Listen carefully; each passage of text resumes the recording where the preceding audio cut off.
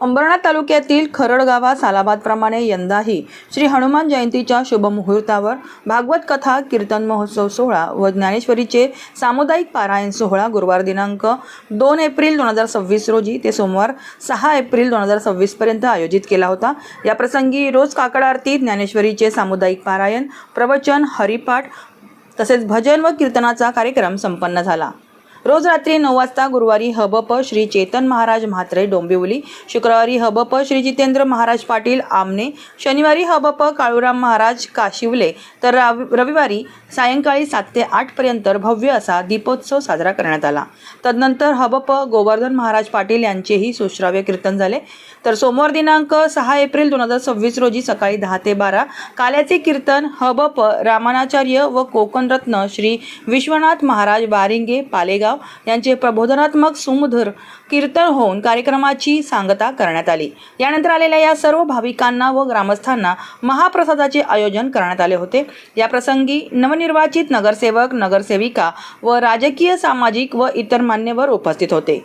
आलेल्या मान्यवरांचे श्री हनुमान जयंती महोत्सव मंडळ खरड, म्हात्रे परिवार, स्वाध्याय परिवार खरड, श्री समर्थ परिवार, महिला मंडळ आणि आदर्श क्रिकेट मंडळ खरड तसेच संपूर्ण ग्रामस्थ मंडळ यांनी सर्व भाविकांचे व मान्यवरांचे यथोचित स्वागत करून सर्वांना हरिभक्तीच्या शुभेच्छा देऊन भक्तिमय वातावरणात प्रेमाचा निरोप दिला।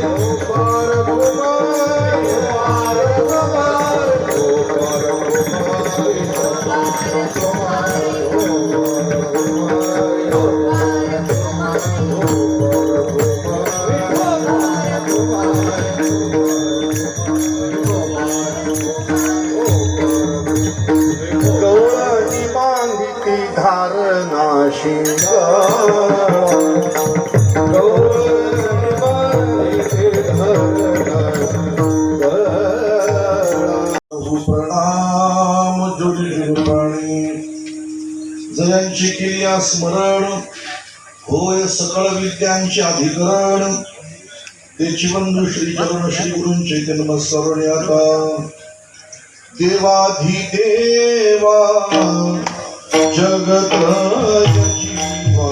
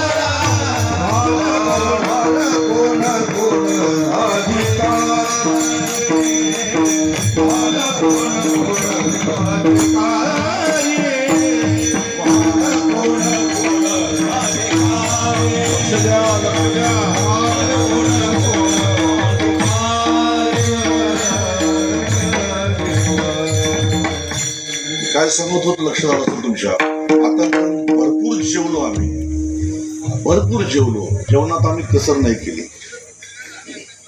काही लोक तर जेवणासाठी जगतात. एक वर्ग आहे तो जगण्यासाठी जेवतो. शरद भाऊ एक जगण्यासाठी जेवतो आणि दुसरा जेवण्यासाठी जगतो. आता जगण्यासाठी जर जेवायचं तर तक्रार काही होत नाही. तिथं जे आलं समोर ते आपल्या मुकाट्याने खायचं. पण जे जेवणासाठी जगतात त्यांचा विषय वेगळा आहे. आम्ही पहिले पंढरपूरच्या वारीमध्ये आपला गुरुनाथ भीर, आता परवा दिवशी गुरुनाथची पुण्यतिथी झाली. गुरुनाथ आणि आम्ही 18 नंबर दिंडीमध्ये पुष्कळ वर्ष चालू. 18 नंबर दिंडीमध्ये. आणि त्या दिंडीमध्ये सगळं आपला मोना आटाळी इकडचा समाज सगळा आपला असायचा. कल्याणचे भरपूर कोळी समाज असतात. त्याच्यामुळे माहिती केंद्रीय महाराज दिंडी किती नंबर 41 ना, नंबर 41 नंबर. त्या दिंडीमध्ये लोक चालायला लागले 18 नंबर सोडून.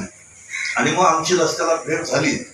मग त्यांना विचारलं यावर्षी तुम्ही आमच्या दिंडीत आली. मग ते उत्तर द्यायचे केंद्रीय महाराजांच्या दिंडीमध्ये जी जेवणाची क्वालिटी आहे ना ती कुठंच नाही म्हणतात. केंद्रीय महाराजांच्या दिंडीमध्ये जी जेवणाची क्वालिटी आहे ती कुठंच नाही. एक नंबर जेवण त्याला लागेल ते. मला कधी कधी असं वाटतं की त्यांचं बोलणं बरोबर आहे, कारण ते जेवणासाठी जगतात.